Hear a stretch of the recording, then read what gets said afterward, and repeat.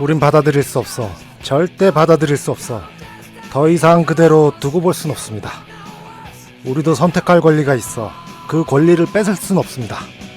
이건 우리의 인생, 우리의 노래입니다. 근데 이 노래가 왜 축구장에서 응원가로 쓰일까요? 전격 서울 사람들 시작하겠습니다.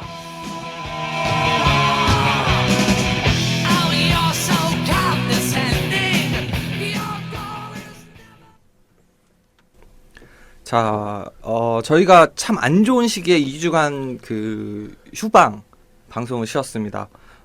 참 결과적으로 굉장히 죄송스럽게 됐고요.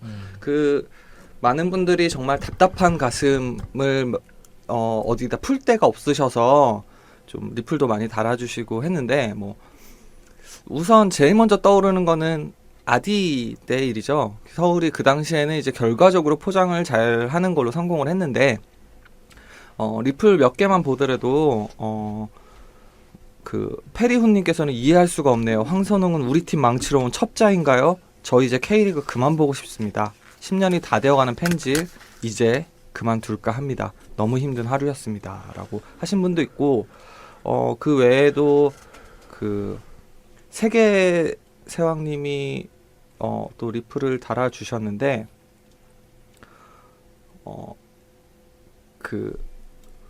다른 거 먼저 읽을게요. 보안관 1님께서 댓글 처음 남겨보네요. FC 서울이 생기면서 팬지라고 묵묵히 서울 사람들 들으며 웃고 해소하며 보냈었는데, 이번에는 정말 서울의 행보는 너무하네요. 리빌딩을 하지만 대한김치우를 보내고 아디까지 정말 답답해서 쓰게 됩니다.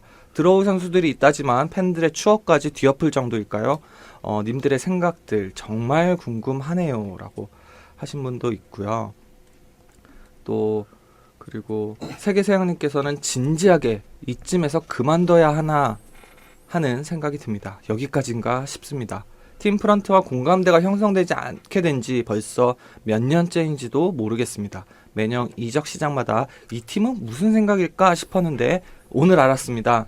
FC 서울은 진짜 너무 사랑해서 FC 서울이 무슨 개뻘짓을 해도 경기장에 찾아와주는 팬들 외에 나머지 팬들은 죄다 꺼지라는 거였네요.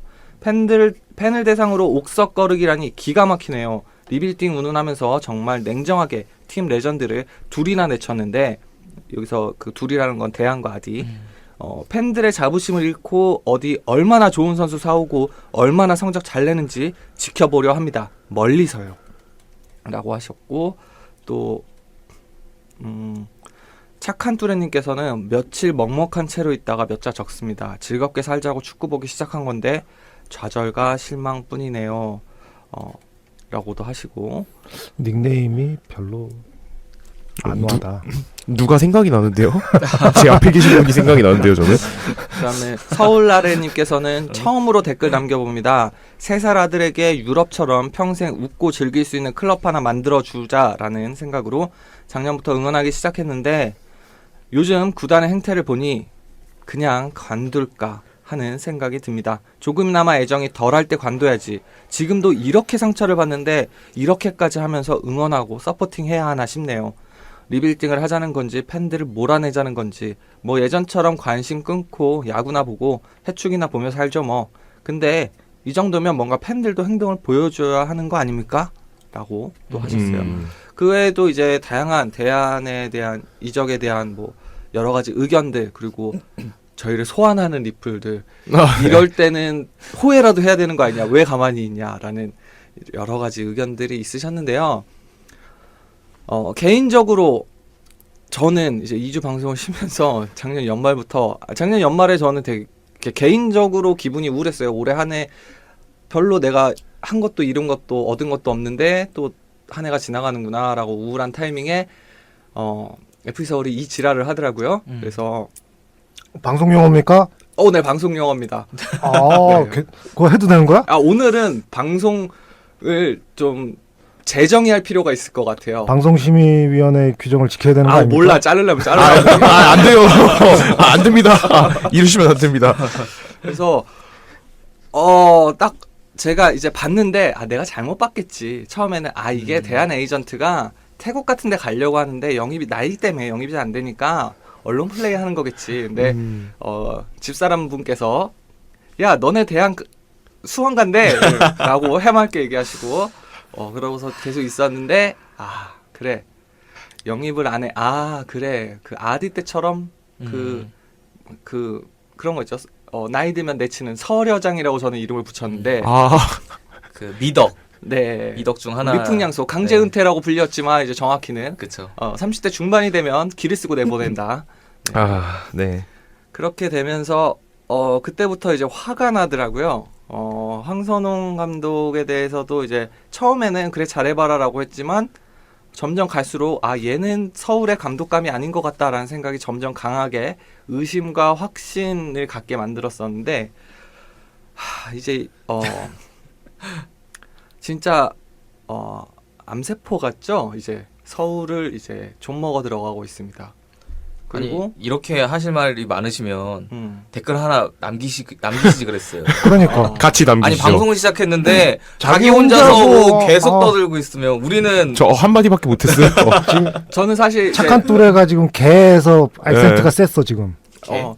아니 진짜 계속 뚜레형처럼 댓글을 남기시는 것도 괜찮은 것 같은데. 저희 단톡방에서도 제가 굉장히 말을 안 하지 않았습니까? 정말 꾹꾹 참았습니다. 오늘만 기다리면서.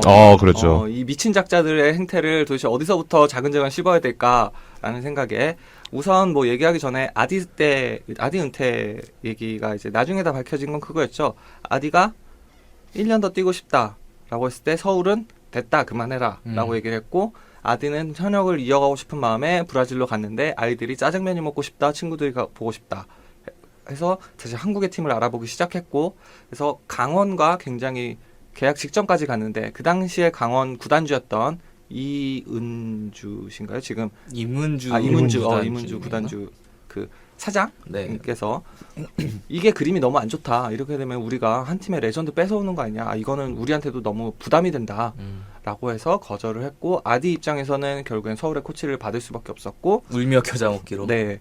그래서 뭐 어쨌든 코치로 들어와서 서울은 성대한 은퇴식과 여러 가지 이제 많이 무마용했죠. 그래서 그 당시에 팬들의 이제 은퇴식에 대한 참여도 굉장히 많았던 게 구단의 이제 정책에 찬성해서가 아니라고 이 새끼들아. 그 아디한테 가지는 팬들의 부채의식이야. 마지막까지 그 지켜봐주지 못한. 그쵸.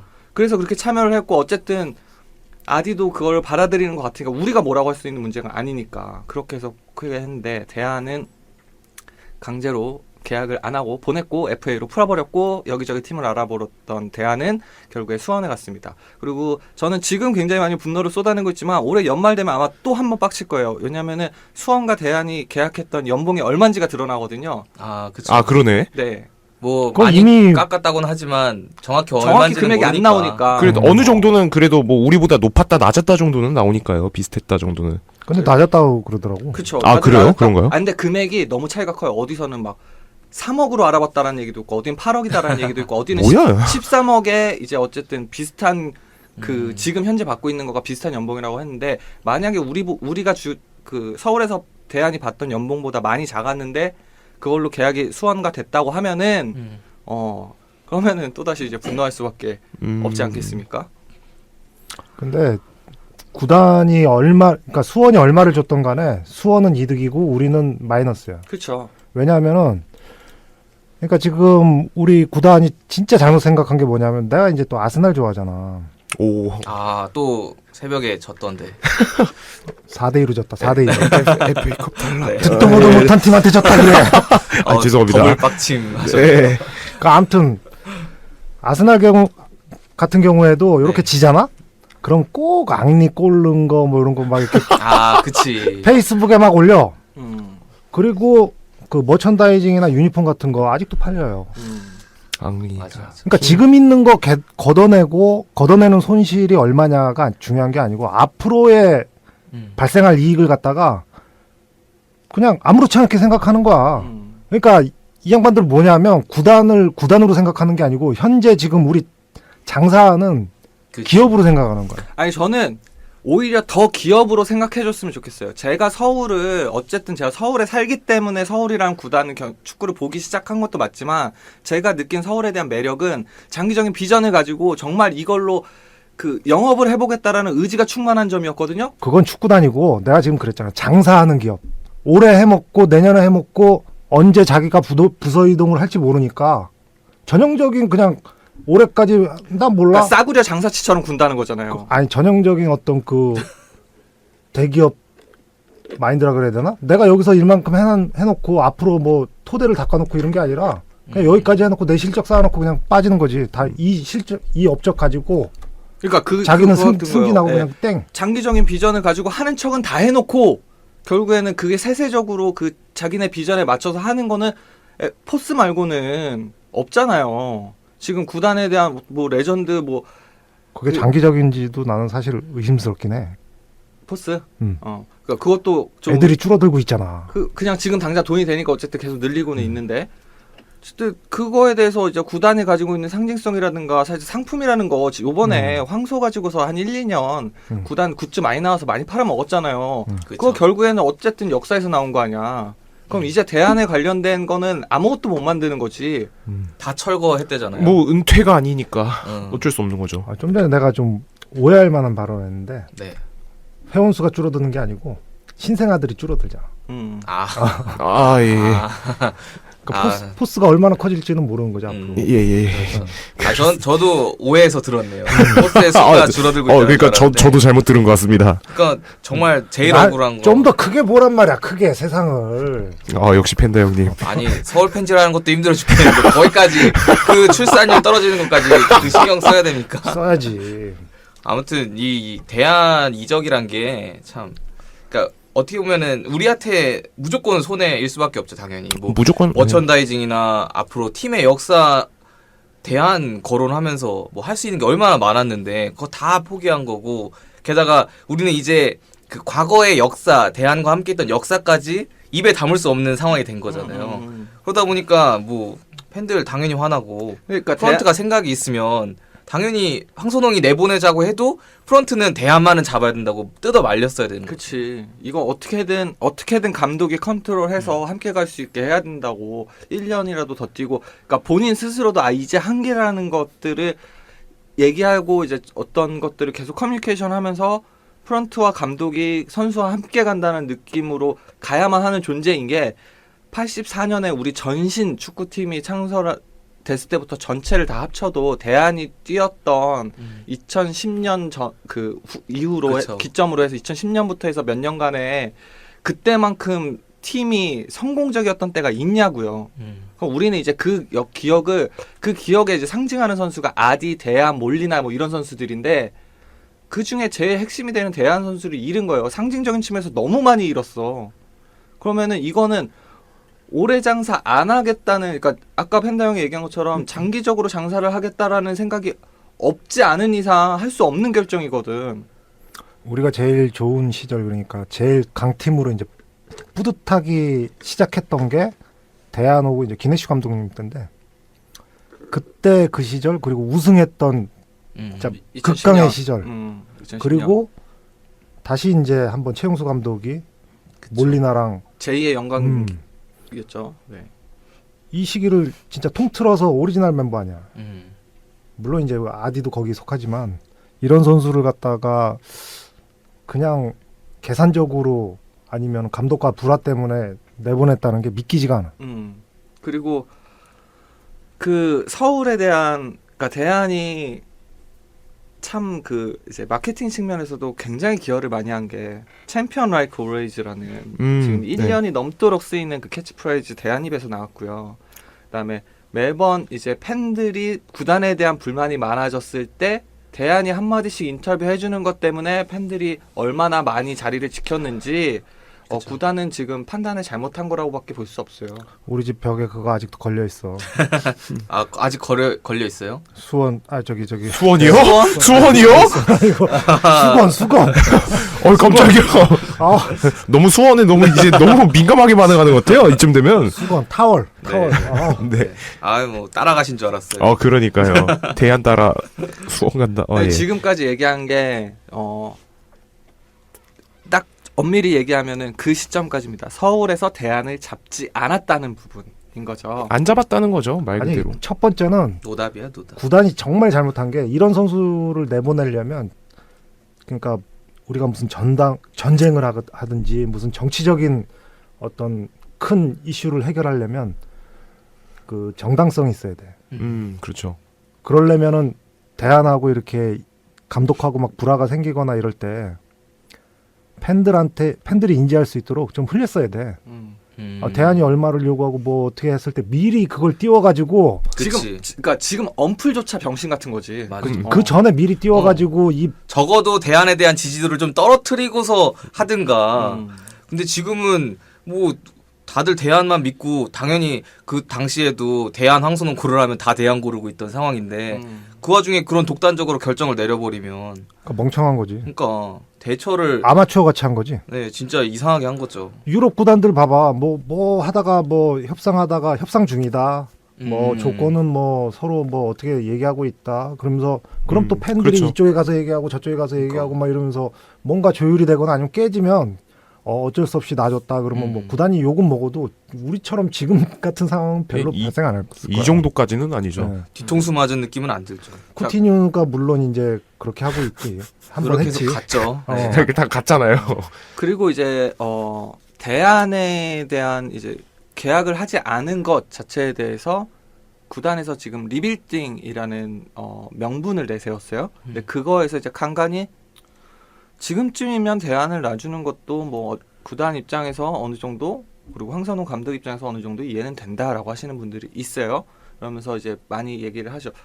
작년에 대안이 스탯으로 보여준 거는 괜찮은데 경기 중일 때 대안 얼마나 답답했냐라고 하는데 그냥 결과만 놓고 봅시다. 구단에서요 최다 득점자고요. 리그 3위 득점자예요. 그럼 나이가 몇이든 상관없이 그건 무조건 1년은 더 뛰어야 되는 선수고요. 그 정도면. 그 다음에 구단 대안 답답한 거 맞아요. 답답한 순간들 많았는데요. 저 개인적으로 생각하면은 작년에도 이제 그 뚜레 같은 경우는 오스마르 눈치를 많이 보게 했고 시즌 막바지가 갈수록 제 눈에 자꾸 대안이 되게 불안해 보였던 정말 처음부터 끝까지 이제는 불만 표현조차 하지 않고 혼자서 이제 그냥 그 불만스러운 상황을 얘기도 못하고 참고 있는 그 표정이 너무 불안했는데 그게 왜 불안했냐 그거를 보고서 제가 왜 그 표정에 계속 주목을 했냐면은 황선홍이 하는 축구 스타일이 대안의 장점을 전혀 살리지 않겠다라는 의도가 있는 전술과 그 전개 흐름이었단 말이에요. 그럼 그 와중에 그나마 팀 내 최다 득점과 리그 3위 득점을 해놨으면 대안의 능력이 정말 뛰어나다는 얘기죠. 자기한테 맞춰준 게 그치. 아닌데. 맞아. 그래서 그게 실력 얘기를 하는데 그러니까 시즌 중에도 우리가 몇 번이나 얘기하고 팬들도 엄청 많이 얘기했던 게 아니 대안 같이 정말 여러 가지 장점을 가지고 있는 공격수를 데리고서 전방에 박아놓고 헤딩 따라 그러고 그런 것만 시키고 있는데 그런 와중에도 그렇게 골을 넣어주는 선수한테 어떻게 이러한 처사를 내릴 수 있느냐라는 거죠. 아니, 그러니까 경기 운영을 잘못했다니까. 내가 누누이 얘기하지만 나이 있는 선수들은 좀 어느 정도 휴식을 가지면서 텀을 가지고 이렇게 계속 출전을 시켜야 되는 거고, 그러니까 텀을 가지되 꾸준히 대안 같은 경우에는 스타일이 그렇잖아. 계속 뛰어야 되는 스타일이니까 리듬이 안 끊기는 선에서 이렇게 그렇지 선수 관리를 그렇지. 일종의 해줘야 되는 거죠. 그렇게 해줘야 되는 거고. 그거 관련해서 황선홍 감독이 작년에 이런 인터뷰를 했죠. 자기가 2002년 월드컵 뛸 때 자기는 선수기 때문에 계속 뛰고 싶었고 계속 나가고 싶었는데 히딩크 감독이 어느 날 안 내보내다가 어느 순간이 지나고 나가더라. 그래서 그때 근데 자기가 결과적으로 봤을 때 성적이 괜찮게 내고 있더라. 그래서 감독의 이제 중요한 역할 중 하나가 선수의 컨디션에 따라서 이제 투입 시기와 나와서 쉬게 하는 그 흐름의 그 템포 주기를 맞춰주는 것도 감독의 굉장히 중요한 역량이라고 느꼈다라고 얘기를 했어요. 근데 그거는 그 당시에 히딩크가 가진 절대적인 권력성에 따라서 모든 선수가 길 수밖에 없는 상황. 말하자면 포항에서 황선홍이 누렸던 그 지위일 때나 가능한 얘기죠. 지금같이 서울 같은 팀에서는 선수랑 커뮤니케이션을 해야지 입이랑 귀는 놔뒀다 뭐 할 거야. 히딩크 감독 얘기가 나와서 얘긴데 진짜 히딩크 감독이 한국 선수들 데리고 게임할 때는 완전히 말한 대로 포항에서 애들 데리고 축구하는 거랑 똑같은 거고. 절대적인 권위가 있었어요. 히딩크 감독이 첼시나 명문구단 가서 할 땐 또 달라. 그럼요. 그러니까 아니 맞아요. 그 팀의 여건에 맞는 전술을 짜고 뭐 운영 방법을 이렇게 적용을 해야 되는 거지. 그냥 자기 옛날에 하던 거 그대로 하려고 그대로 옮겨서 따라하려고 그렇죠. 하면은 그러면서 인터뷰는 또 이렇게 합니다. 황선홍 주둥이에서 나온 말이죠. 자기는 이상적인 축구를 하고 싶지만 현실에 적응하기 위해서 굉장히 많이 하고 강철 코치가 그 부분에 있어서 자기를 굉장히 많이 끌어내려준다. 그래서 자기는 현실에 맞는 축구를 하려고 노력하고 있다. 현실에 맞는 축구가 그래서 고작 작년에 그 성적을 거둔 거였습니까? 그렇죠. 그러니까 힘을 더더욱 못 쓰는 이유 중 하나가 그렇게 대한한테 부당한 처사를 했으면 그런 와중에 이제 성적이라도 잘 나오면 대한도 어느 정도 할 말은 없는 상태가 그치, 되어야 되는 결과라도 건데 내든가. 대한도 잘 못 쓰고 성적도 안 나오고 이래버리니까 정당성이 하나도 없는 거죠. 있는 선수 못 써. 서울에 맞는 전술도 아니야. 뭐 그렇다고 결과론적으로 좋은 것도 팬들이 아니야. 좋아하지도 않아. 저 갑자기 드는 생각인데요. 제가 얼마 전에 펜파크를 갔다 왔거든요. 네. 펜파크 옆에 이제 역대 감독들이 이렇게 쭉 나오잖아요. 맨 마지막에 이제 지금 황선홍 감독에 대한 이야기가 나오는데 전 감독이었던 최용수 감독과 가장 스타일이 비슷한 그런 감독이어서 영입을 했다. 뭐 이런 식으로 얘기가 나와 있더라고요. 지금 생각해 보면은 글쎄요. 그렇죠. 예, 그냥 글쎄요라는 생각이 들거든요. 저는. 전혀 다른 전혀. 스타일에서 뭐 아, 예전에도 감독이- 말했지만 그냥 패스를 좀 중시한다는 거 빼고는 완전 다른 스타일의 축구인데 그렇죠. 둘이. 그러니까 전술도 다르고 저는 더 주목하고 싶은 거는 두 감독의 차이가 그 선수들을 장악하는 스타일의 차이에서 굉장히 네, 많이 그렇죠. 찾고 싶은데 최용수는 아무리 스타급 플레이어 있어도 어떻게든 그러니까 자기가 굽힐 땐 굽히고 자기가 그 버틸 땐 버티면서 선수들을 관리할 수 있는 능력이 어느 정도 검증됐죠. 그리고 그런 권위는 2014년 같은 그 최악의 스쿼드에서도 어느 정도 성적을 내므로써 그거의 권위를 자기 권위를 살릴 줄 아는 그쵸. 감독이었는데 황선홍 감독의 선수 관리 스타일은 뭐 그럴싸한 말만 뱉지 결국엔 남의 얘기 안 듣는다로 귀결되는 분위기잖아요. 그러면 지금 그 사람의 리더십은 도대체 뭐야? 어느 스타일이 비슷해? 최용수 감독님 같은 경우에는 소위 말한 이제 형님 리더십 하면서 이제 막좀 매니지먼트에 좀 더 치중돼. 그렇죠. 뭐 좀 선수들이랑 친구처럼 지내기도 하다가 이제 좀 카리스마 있게 나오기도 하다. 그래도 좀 선수들과의 좀 친밀함을 계속 좀 강조를 했다면 글쎄요. 여기 포항에서의 황선홍 감독은 몰라도 서울에서의 황선홍 감독은 아직까지 그런 어떤 스타일의 리더십이다라는 게 아직까지는 저희 눈에는 잘 안 보이거든요. 그렇죠. 예, 모르겠어요. 이 리더십이라는 게 그냥 뭐 전술만 짜는 사람이다라는 것밖에 지금 보이지 않아요. 전. 그러니까 뭐 서울이 지금까지 이제 쭉 역사를 이어오면서 여러 가지 팀 컬러들의 변화가 있긴 했었지만 몇 번 있었죠. 어쨌든 최근에 이제 우리가 뭐 아까 펜타 형도 말씀하셨지만 2010년대에 이제 들어서서 서울이 본격적으로 좀 이제 정말 우승권을 노릴 수 있는 팀이다라는 그런 컬러가 갖추게 된 게 이제 그 뭐 최용수 그 이전에도 이어졌던 약간 뭐 패스워크를 중심으로 하는 그런 안정적인 축구와 그리고 외국인 선수를 정말 잘 활용하는 특히 뭐 전방에서 뭐 몰리나나 대안 같은 그런 외국인 선수를 리그에서 검증된 외국인 선수들을 잘 활용하면서 그런 축구를 좀 보여줘 왔었는데 갑자기 이게 황선홍 감독이 오면서 이러한 기조들을 다 바꿔버리면서 모두가 뛰어야 되고 뭐 모두가 희생해야 되고 이러한 축구를 좀 들이대고 있으니까 당연히 선수들은 하루아침에 이러한 스타일을 바꾸라고 하면은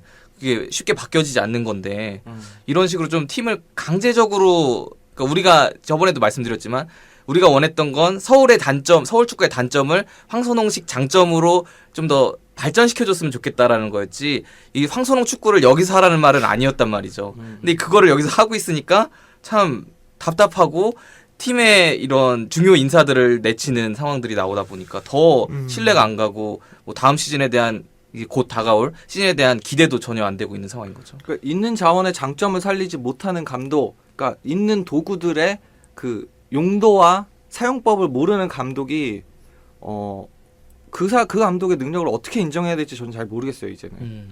이건 살짝 여담입니다만 황선홍 감독이 용병은 잘 못 씁니다. 그러니까. 네, 2013년을 보면 알 수 있죠. 근데 저는 이제 와서 보면은 그것도 아닌 것 같아요. 용병만 못 쓰는 게 아니라 캐릭터가 분명하고 성격이 분명한 선수들을 애초에 잘 못 쓰는 것 같아요. 그냥 용병수를 못 쓴다. 용병술이 나쁘다. 큰 선수들을 못 써요. 그러니까요. 그러니까 베테랑 선수들, 그러니까 우리가 뭐 들은 뭐 기사 같은 거를 통해서 이제 공공연하게 들어본 얘기도 있을 테고 뭐 들어보지 못한 얘기도 있겠지만 뭐 여러 가지 측면에서 이 베테랑 선수들과도 그동안 충돌이 굉장히 많았을 것 같아요. 이러한 걸 보면 비단 외국인 선수라서가 아니라 한국 선수이더라도 베테랑 약간 머리가 크고 자기의 좀 개성이 뚜렷한 베테랑 선수들과도 왠지 좀 충돌이나 이런 게 잦지 않았을까라는 생각이 들 정도니까. 그게 이제 예전에 포항 게시판에 어떤 글이 올라왔었냐 하면 황선홍 감독은 잘 생각해 보라고. 왜 그 설기현 외국인 선수들 뭐 이런 노장 선수들이 다 떠났는지 맞아요. 맞아요. 잘 생각해 보라고 한번 글이 올라온 적이 있어. 그러니까 그런 글이 한두 개 정도 올라왔었는데 그때 당시에 포항 팬들은 우승하기 바로 직전이니까 모르지 또 우리 또 올해 우승하면 또 그게 판이 엎어질지 모르겠지만 그때는 아무튼 굉장히 부정적인 말들이 되게 많았어. 오스마르 선수도 2018년에 끝까지 갈까라고 하면 저는 그냥 뭐 근거 없는 예측인데 못 갈 확률이 더 높다라는 생각이 들어요. 아니 난 제일 리빌딩 중에서 제일 이해가 안 되는 게 빠른 축구 하겠다고 그랬잖아. 네. 오스마르 안 빨라. 그냥 오스마르만 놔두고 하대성 안 빠르죠? 곽태희 안 빠르죠? 그리고 뭐 요번에 영입한 공격수 대구에서 온 공격수도 네, 맞아요. 그죠 김동우. 그렇게 빠른가 싶어요. 왜 그러냐면 김동우 아니구나. 네. 그러니까 예를 들어서 유럽의 리그 보자고. 세리에의 아까 뭐 방송 전에 뚜레하고는 좀 잠깐 얘기했는데 나폴리나 그 바르셀로나 같은 경우에 보면 역습할 때 상당히 빨라. 그쵸. 빠르긴 빠른데 주로 이제 공격할 때 보면은 상대를 점유율을 굉장히 높게 가면서 상대를 누르면서 공격을 한단 말이지.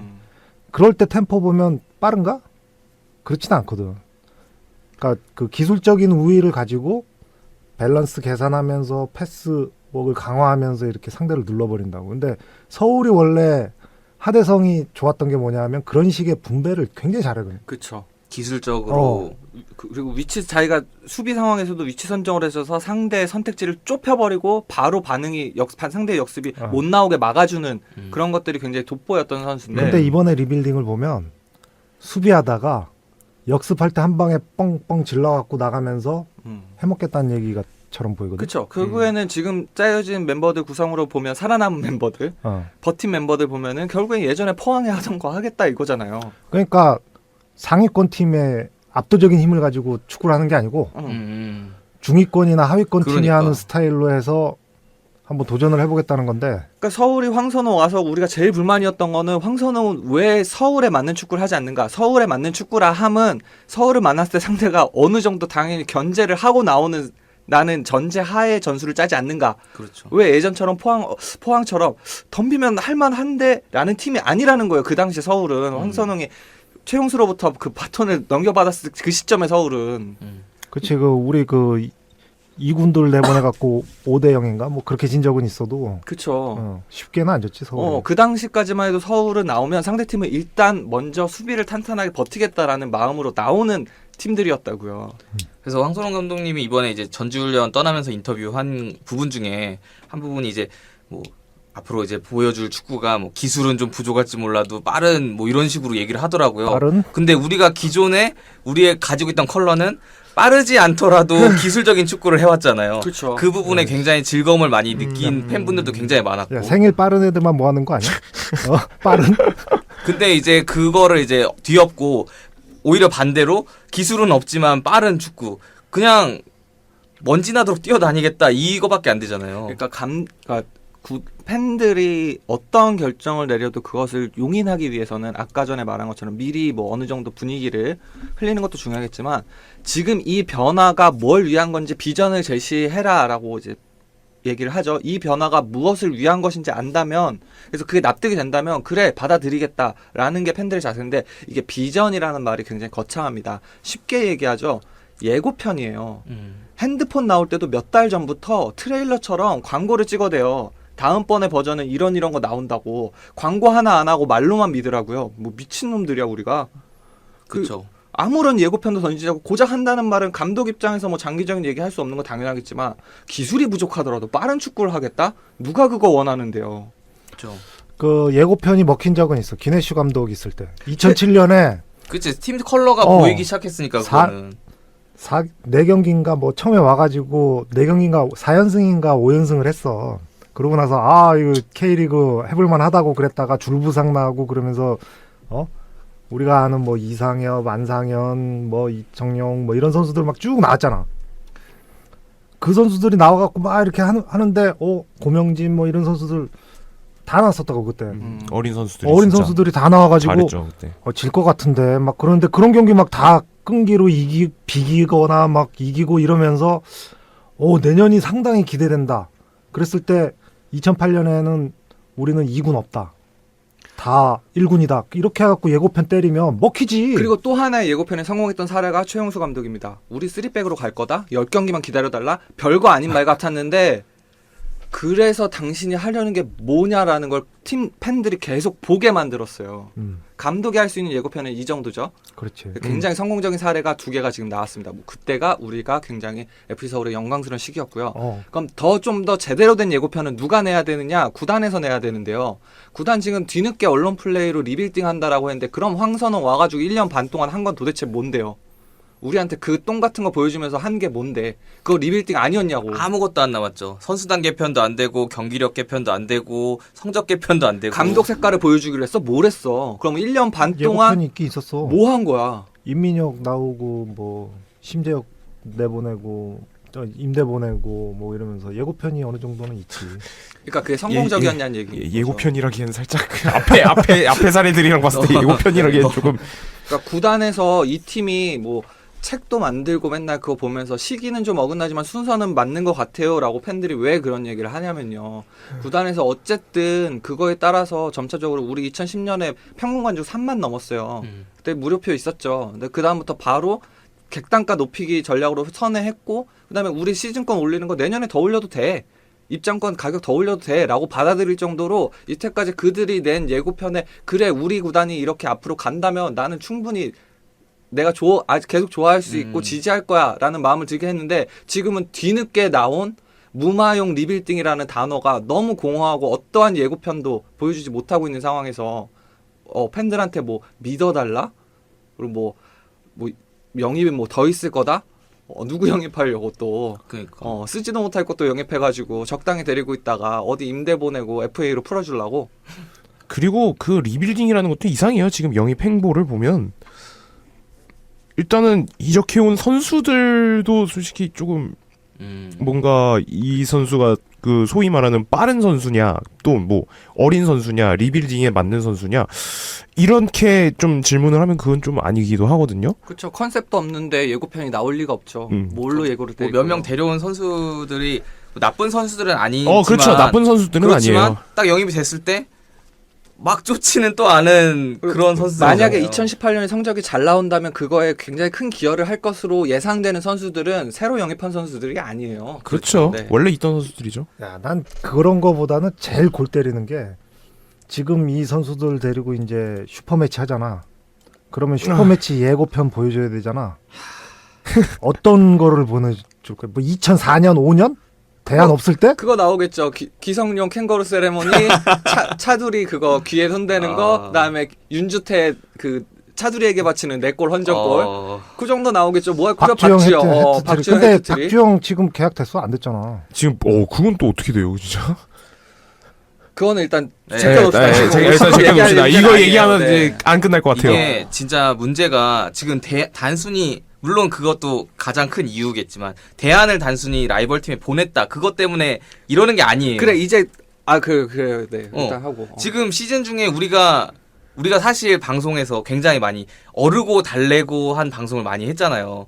그래도 다음에 이거 한 점은 괜찮을지도 모른다. 그래도 요 부분은 재밌지 않았었냐. 그러한 식으로 어르고 달래고 저번 시즌을 그렇게 버텨온 건데 사실 굉장히 불만이 많이 쌓이고 있었어요. 팬들 사이에서. 방송에서 우리 힘내요라고 말하지만 속은 진짜 문드러지고 있었거든요. 이거는 네, 그렇죠. 근데 여러 가지 그런 불만들이 이걸로 완전 터져버린 거죠. 사실 이거 없었어도 지금 성적만으로도 굉장히 많은 질타를 받아야 되는 상황인 건데 여기에 이제 대한 이적과 그동안 우리 팀과 함께 오랫동안 시간을 보내줬던 선수들을 리빌딩이라는 명목하에 그냥 무자비하게 방출해내는 모습들이 이제 부실을 좀 당긴 격이 되는 거죠. 아니 어떤 미친 구단이 버리는 삶을 실천하냐고. 그것도 우리 팀 정도 되는 급의 구단이. 수도 구단이 그러니까. 진짜 저는 그렇게 해서 어쨌든 대안을 안 잡았습니다. 그다음에 김치우 안 할 것 같았어요, 계약. 네. 네. FA 그 명단 떴을 때부터 느낌이 쎄했어요. 네, 좀 아쉬워요. 왜냐하면 김치우 선수만큼 이제 거의 뭐 국대급 윙백도 없을 뿐만이 아니라 이제 같이 왼쪽 윙백을 보니 이규로 선수가 지금 군대를 갔기 때문에 진짜 텅 빈 상황이죠. 그쵸. 그러니까 네. 대책이 없어요 지금. 그렇죠. 그래서 뭐 왼쪽 자리가 지금 무주공산이 됐는데 남는 거는 잘 참는 심상민만 있죠. 그렇죠. 네, 이제 그 선수는 황선홍 체제도 잘 참아낼 거예요. 근데 팬들이 못 참아서 그렇지. 심상민 왼쪽 윙백으로 쓴다고요? 원래 왼쪽 윙백. 아 그래요? 네. 원래 왼쪽이. 저는 왜 공격수로 나오는 것밖에 심재혁 못 봤죠? 선수랑 헷갈린 거 아니에요? 아니에요. 뭐 아무튼 네, 넘어가겠습니다. 그러니까 그게 헷갈릴만 하다고 생각하는 게 서울의 윙백들은 최용수 이래로 굉장히 하드워킹해. 공격이라고 해도 할 말 없을 만큼 많이 뛰는 선수들이었는데 지금 그렇긴 거기를 했죠. 비워놓고 나서 황선은 도대체 어떻게 갈까? 중앙으로 가자니 피니셔가 없잖아요. 네. 그러니까 일단은. 포백 라인은 앞으로 수비만 해야 돼. 진짜 물러서서 수비만 하고 그렇죠. 양쪽 풀백까지 포함해서. 미드필더가 좀 빨리 끌어올리면서 공격을 전개하게 될 거고 앞선에서도 빠르게 움직여줘야 돼. 그래서 빠른 축구한다는 건데 보기에는 뭐 좀 그럴싸하게 보일지 모르지만 진짜 기술하고는 전혀 상관없는. 최용수가 제일 싫어하던 상황이 그거였잖아요. 최종 라인과 미드필더부터 해서 앞으로 그 간격이 벌어져서 상대팀이 역습이라고 뻥 해서 거기서 공 잡아가지고 한두 명 제끼거나 아니면 빠른 선수 한 명이 가담해줘가지고 그걸 뚫어내고 우리가 실점하는 장면. 그래서 이제 수비형 미드필더의 무게중심을 점점 더 많이 돼서 결국엔 지금 오스마르까지 온 건데 황선홍은 이제 그런 걱정이 전혀 없죠. 이제 완전히 자기는 무슨 새로운 팀을 만드는 듯한 인상으로 만들어니까 그러려면 서울 이랜드 가서 감독하든가.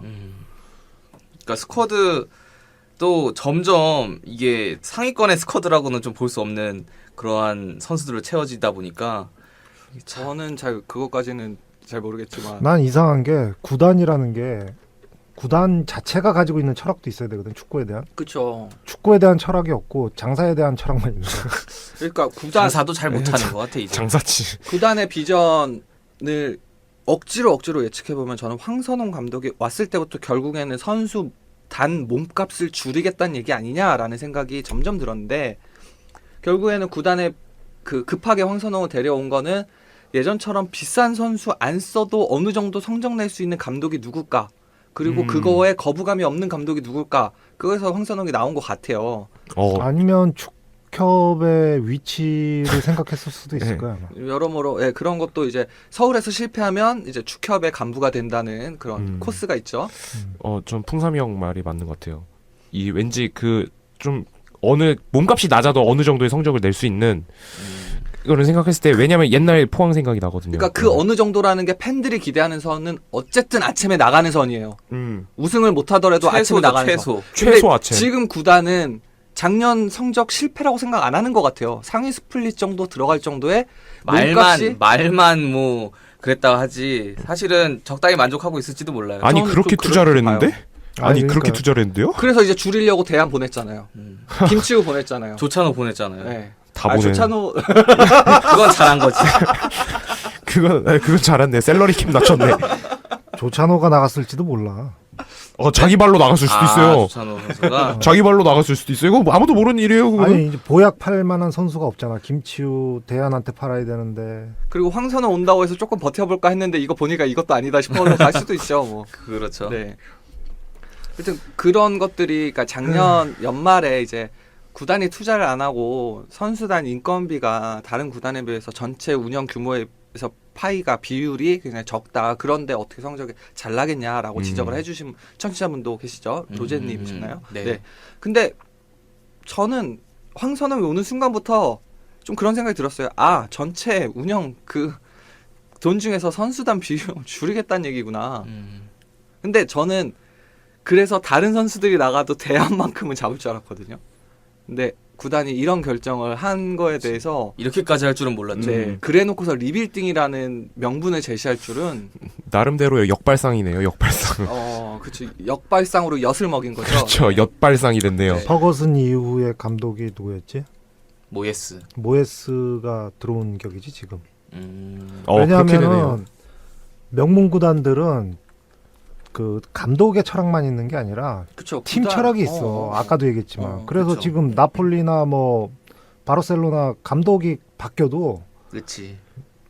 거의 비슷한 형태로 간다고. 레알 마드리드도 감독 바뀌어도 선수들은 계속 유지가 되면서 그렇죠. 거의 비슷한 축구 보여준단 말이지. 애초에 그 팀의 철학을 이어받을 수 있는 감독을 다음 감독으로 선임을 하죠. 그렇지. 근데 그러니까- 이거는 프런트가 그러면은 그런 생각을 안 하고 선임을 했다는 거든지. 아니야, 그 의식은 한 거지. 지금 아까 전에 얘기한 것처럼 펜파크 가면은 최용수와 색깔이 비슷하다라고 판단했다라는 거는 결국에 그걸로 이제 커버를 쳐보려고 했는데 사실 황선홍을 선임한 진짜 의도는 선수단 연봉을 줄이겠다, 전체 연봉을 인건비를 줄이겠다 이거 팀의 아니냐고. 철학을 바꾸겠다. 네, 이거 아니냐고. 아 철학 바꾸겠다. 그렇게 해석할 수도 있는 그러니까 거죠. 그럴 수 맡겨버린 거지 철학을. 그치. 그러니까 자꾸 팬들 입장에서는 황선홍이 암세포처럼 보이는 거예요. 이제 사실 잘못한 사람은 더 있는데. 아니 그러니까 대한이 맨날 그 얘기했잖아. 서울이 어떤 구단인지 모르고 뛰고 있다고. 이 자식이 지는. 근데 아니 그러니까 그거는 리그 이제 중에 조금 그 있다가 얘기 그 얘기했잖아. 네. 근데 지도 모르면서. 아니 그러니까 서울이 그러니까 상위권 팀에서 K리그를 리드하는 어떤 팀이었는데 팀인 줄 알고 자기가 뛸 땐 그랬으니까. 그치. 근데 와서 보니까 중위권 마인드로 마인드야. 애들이 하고 있어. 만족한다는 거잖아. 그렇지. 어. 그게 아닌 거지. 자, 그래서 여기서 그 우리 새로 영입 들어오는 그 누구죠? 그 에반드로. 네. 에반드로 선수가 처음에 뭐 서울은 큰 구단이고 립서비스 했습니다. 들어오면서 인터뷰로. 근데 진짜 저는 의미 있는 말은 이건 것 같아요. 에반드로가 서울의 새로운 그 서울에서의 역할에 대해서 물어봤더니 무엇보다도 승리에 대한 의욕 자체를 보여줄 것이다. 승리하려는 목표를 이루어내려는 강한 의지를 보여줄 것이라고 다짐했다. 또 그 의지를 동료들과 함께 공유하고 싶다. 최고의 팀에 오게 된 만큼 그에 걸맞는 자세로 플레이하며 나를 우선시하지 않고 팀을 살릴 수 있는 선수가 되고 싶다라고 하는데 승부에 대한 의욕 황선홍 감독이 온 뒤로 발견할 수 없다라고 많은 팬분들이 지적하셨죠. 네. 그 에반드로가 지금 말한 거는 서울에 없는 부분이에요. 그러니까 이거는 에반드로의 생각보다는 구단에서 이제 어떤 가이드라인을 제시한 게 아닌가 싶을 정도로 지금 팬들이 굉장히 목말라 했던 지점이죠. 황선홍의 뭐 이겨도 그만 저도 그만인 듯한 변화 없는 표정이 그 사람의 생각을 정확하게 읽을 수는 없지만 그리고 같이 뭐 술이라도 한잔하면서 얘기를 들어본 건 아니지만 결과적으로 지금 하는 행보가 언행불일치의 큰 사례이며 그 사람들은 지금 만족하고 있는 거 아닌가라고 했을 때 에반드로의 인터뷰는 지금 팬들이 무엇을 원하는지는 구단은 알고 있는 건 아니냐. 아니 그러니까 알기는 하는 거 난 아니냐. 그게 구단의 착각이라고 생각하거든. 그러니까 구단은 무조건 승리를 해서 성적을 내서 아챔을 나가고 우승을 하고 막 이래야지 구단이 팬들이 좋아하고 물론 좋아하겠지. 좋아하고 뭐 찾아줄 거라고 생각하는데 성적이 좋아야지만. 근데 우리가 더 중요한 게 보고 있죠. 더 중요한 게 있죠. 우리가 보고 작년에 실망했던 건 뭐냐면 홈 경기에서 그따구 경기를 해놓고 그리고 그따구 경기라고 팬들이 그냥 퉁쳐서 얘기하니까 결과만 얘기하는 줄 알아. 그러니까 내가 누누이 얘기했던 거는 홈에서는 진짜 이기려고 끝까지 이를 악물고 뛰고 뭐 뭔가 그리고 상대를 우리 색깔로 부시겠다라는 의지가 보여야지. 그건 있죠 확실히. 근데 그게 그런 게 없어. 우리가 보던 축구도 아니고 뭐 생소해서 우리가 보던 축구가 아니라 정말 못하는 축구를 해놓고선 그러니까 어떠한 감정적 그 동요도 만들어내지 못하는 무미건조한 축구. 그렇지. 그런 축구를 해놓고선 인터뷰를 뭐라고 했냐면 동기부여를 할 수가 없었대 감독이. 그 지가 무능력하다는 걸 시인한 거잖아. 아니 홈 경기 하는데 동기부여가 안 되면 뭐 프로축구 뭐하래. 선수단 장악이 안 됐다는 거를 그냥 자기 입으로 그냥 순순히 말을 그 얘기 해버린 듣고 거지. 진짜 벙찌더라고. 이건 방송 용어 되나? 상관없습니다. 네, 네. 괜찮아요. 오늘 방송은 뭐든 돼요. 네. 뒤통수로 한 대 맞은 것 같은 충격이었어. 진짜 그런 인터뷰를 했다면 그거는 좀 충격적인데요. 그건 거의 감독 자격을 상실. 내가 그래서 9월 24일 작년에 하도 열받아가지고 9월 24일에 페이스북에다가 황선홍이 퇴진해야 되는 이유를 쭉 적었거든. 근데 별로 사람들 공감 못하더라고. 그러니까 이번 시즌 끝나고 팬들의 이제 황새 아웃 그리고 이런 얘기가 나왔으나 우리는 알고는 있었죠. 결국에 구단은 황선홍을 1년 더 데려갈 것이다라는 거를. 우리 그때 다 얘기했잖아. 네. 근데 그럼에도 불구하고 황선홍이 결과적으로 이렇게 될 테니까 저는 어쩔 수 없다가 아니라 이렇게 팬들이 얘기를 하면은 듣는 척이라도 하겠지라고 생각을 했는데 아무것도 안 듣더라고요. 그쵸. 그래놓고서 신진호 재계약 오스마를 잡은 걸로 퉁치려고. 심지어 구단에서 발표한 것도 아니에요. 기사로 나왔어요. 어. 그것도. 참, 일처리를 어떻게 하는 건지. 그러니까 그리고 나서 뭐 그따위로 일을 하는데 그렇다고 해서 저희가 대안을 전폭적으로 지지한다. 그래서 우리가 거기 수원 가가지고 응원할게. 대안을 응원하겠느냐? 사실 대안한테도 서운한 게 많아요. 지금 저희가 이제 한 10분 정도 남았거든요. 이제 대안에 대한 서운함을 좀 털어보도록 하죠. 대안 같은 경우에는 정말 좋은 일단은 경기력적인 측면부터 제가 말씀드릴게요. 일단 대안은 정말 좋은 선수인 거는 맞아요. 정말 좋은 선수이고 좀 뭔가 오버롤이 굉장히 뛰어난 전체적으로 되게 뛰어난 선수인데 저는 우리 형님들한테도 몇 번 경기장 가면서 얘기를 했었는데 대안이 공중볼 따는 게 굉장히 아쉽다라는 좀 여러 가지 얘기를 했었어요. 일단 그쵸. 그게 네. 장점인 선수는 아니니까. 네, 그러니까 왜냐면은 지금 어쩔 수 없이 지금 감독은 황선홍이니까 황선홍 감독이 짜는 전술은 4-3-3 소위 이제 원탑이 헤딩으로 볼을 키핑을 해줘야 되는 그런 전술 시스템인데 대안은 그게 맞는 선수는 아니라는 거죠. 그렇죠. 그렇죠. 그런 역할을 뭔가 볼을 키핑을 해주고 헤딩을 따내주고 이선에 올라오는 선수들한테 이렇게 좀 배급을 해줘야 되는 선수였는데 그런 거는 아닌 거죠.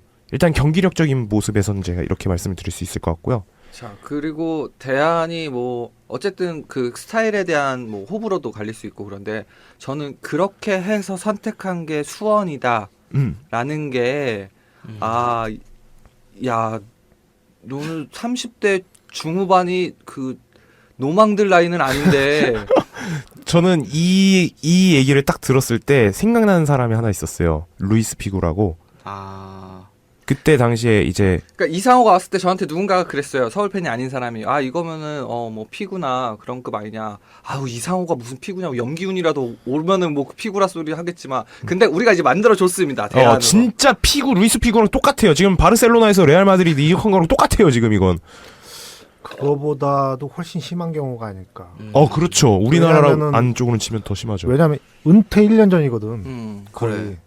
근데 대안 나이를 생각해 보면 또 약간 이해가 가는 부분도 있어. 가족하고 떨어지기 싫고 애 학교 보내고 그래요. 애 봐야 되고 집에 퇴근해서 애랑 같이 있고 싶고 그러니까 수도권 팀을 택했다. 이건 되는데 그러려면은 차라리 성남 가지 그랬어. 전 뭐 성남도 있고 인천도 2부 리그 있고. 갔다가 거기서 좀 이렇게 골 좀 많이 넣고 하다가 성적 쭉 올려놓든지 아니면 거기서 잘 안 먹히면 서울로 다시 임대 와도 되는 거잖아.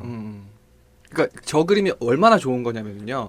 서울에서 어느 정도 이미 레전드라는 전설 그 팀의 상징적인 선수라는 이름을 받았는데 그 선수가 주변에 있는 수도권 팀 2부 리그 팀에 가서 그 팀을 완전 견인하는 선수가 된다면 두 팀으로부터 칭송받는 선수가 되는 그렇죠. 거예요. 그렇게 되죠. 그렇게 되는 건데 대안도 진짜 나빴던 게 뭐냐면 진짜 엿먹어라 하고 간 거야. 그렇죠. 이거는 그치. 진짜 아까 얘기한 대로 그게 뒤 안 돌아보고 간 거잖아요. 우리 리플레이 같은 거 하나도 못 쓴다니까 이제. 이제 그- 다 그렇게 버렸어요. 되네요. 틀면 욕 먹어. 그렇죠. 틀면.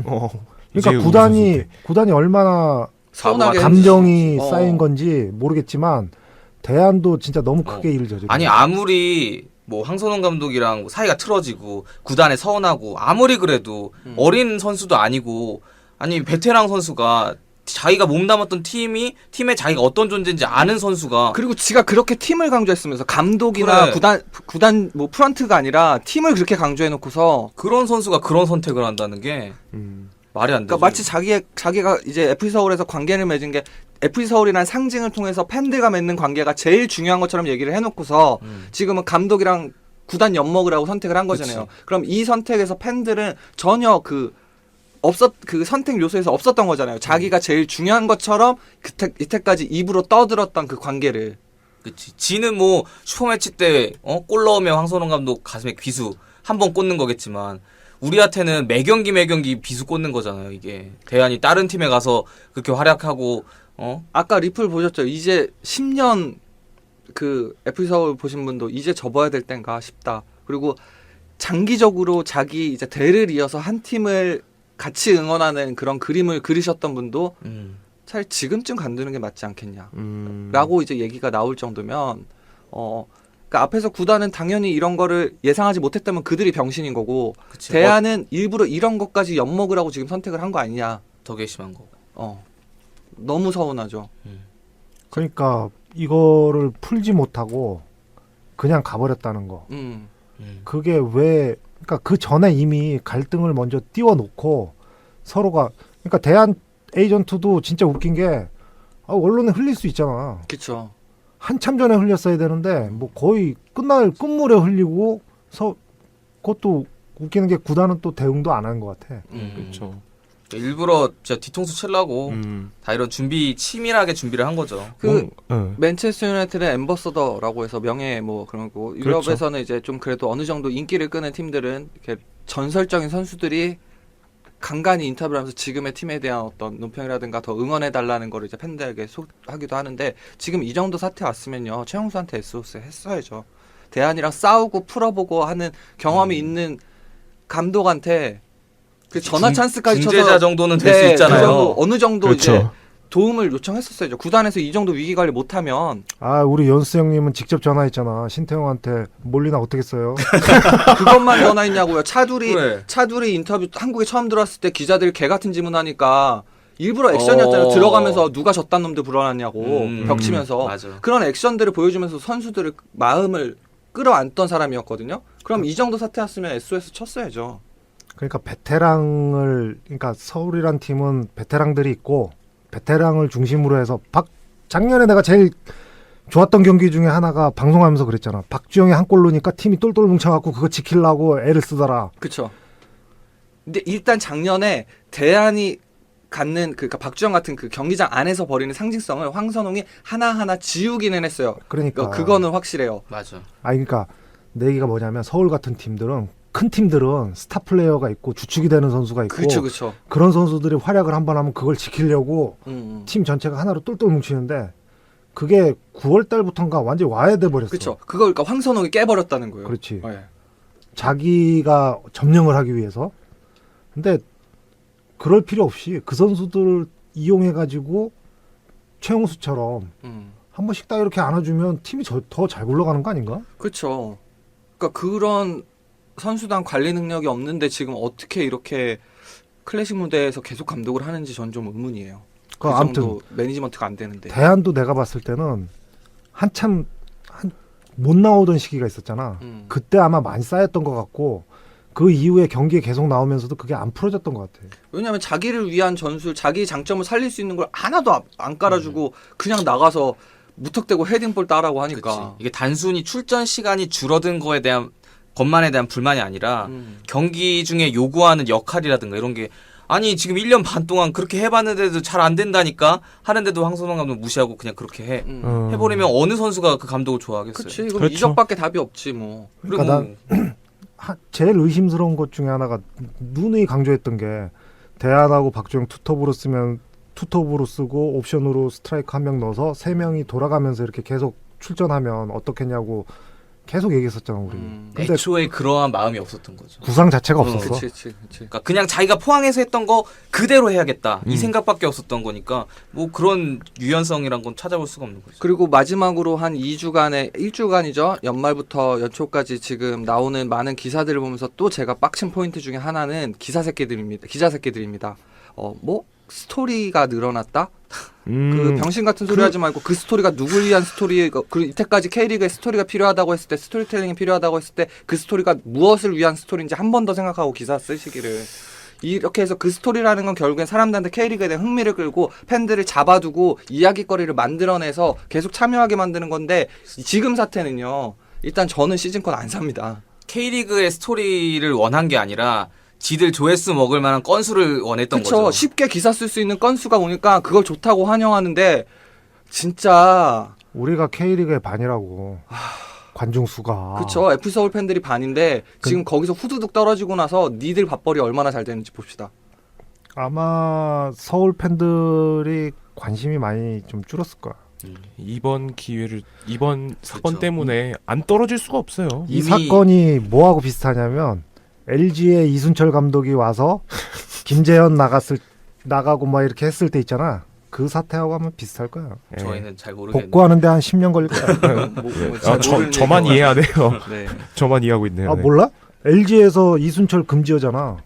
뭐 그 차라리 뭐 염기훈이라든가 그런 전북에서 염기훈 금지어라든가 이런 거 와닿을 텐데 네. 야구 얘기해서 와닿지가 않네요. 이순철? 야 나도 축구만 보는 사람인데 그 정도는 아는데. 아, 여하튼 저는 지금 야구 프로그램을 진행하기 때문에 지금 사태 자체가 발생하게 된 모든 주체들도 마음에 안 들지만 그거를 관전하고서 기사를 내는 사람들도 장작을 계속 던지는 놈들도 너무 마음에 안 얄미워. 들어요. 네. 아, 너무 네. 마음에 안 들어요.